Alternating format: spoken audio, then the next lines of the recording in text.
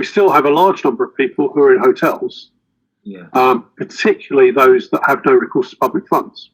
Yes. That the government have failed to address, and I have been pressing for that to obviously to be dealt with, because once again, every case of homelessness is unique, and there are several categories of people who are in the no recourse to public funds. It's not a simple thing of no recourse to public funds being one set of people. There are all sorts of people who come under that guise. Nevertheless, it is completely inhumane, in my view, that you've got a position whereby someone is not allowed to work, not allowed to claim benefit, and clearly won't have anywhere to live.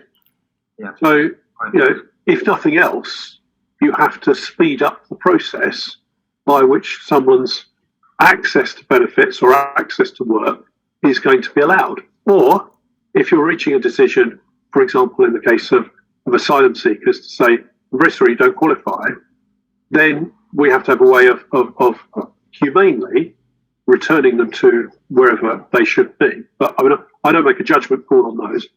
What I'm clear on is we can't have the situation that's going on whereby people are literally left to be destitute. And that can't be right in proper in this statement. Sorry, Daniel. Thank you. Whilst you're just on that subject, it's really interesting because we obviously, I don't know if you're aware, but there was a tribunal case in Brighton and Hove, and yes, they did get in trouble because they didn't assist somebody in these. Exactly the same situation you're talking about there. I actually have another client of mine who's in the same situation, has come away from Turkey due to the upheaval there for the Kurdish people, and is here for humanitarian reasons. Wants to work, but has found that there's none of that initial support, and then found that they were then, when they did build a local connection locally, built support networks and stuff, they were then sent by the Home Office to London to live in student accommodation. So this would be student accommodation. So that must be quite expensive. And it's been 2.5 years now, and this person's still not settled, still sort of sofa surfing.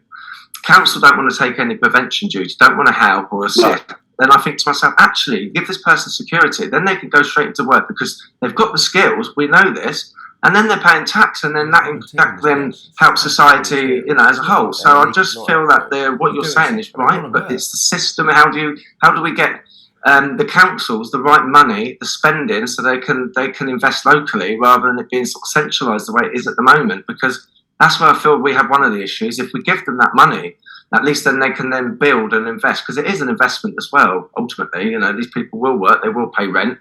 And it benefits society as a whole. We need people to fill the jobs. So. You're absolutely right. But at the moment, we're talking about unemployment being at a historic low, and the number of vacancies being at a historic high. So we do need people to do the jobs that need to be done. Yeah. Getting a match between the people that are not employed and the jobs available may not always be easy, frankly. But I think work-life coaches in the DWP are doing their best to try and match people up to enable people to work, provided they are willing and able to work.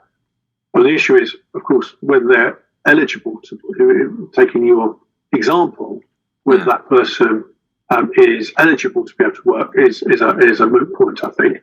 And I also don't know what attitude Brighton Council takes. I'm not going to critique Brighton Council because I don't know the attitude they take. Not within the existing categories, Bob. And if you're sort of outside where there's programs, there's no support. They're sort of left and divided. Even with action from courts, the courts are trying to say, look, we need to be a little bit more humanitarian here, because probably as a result of these brilliant acts that are coming in.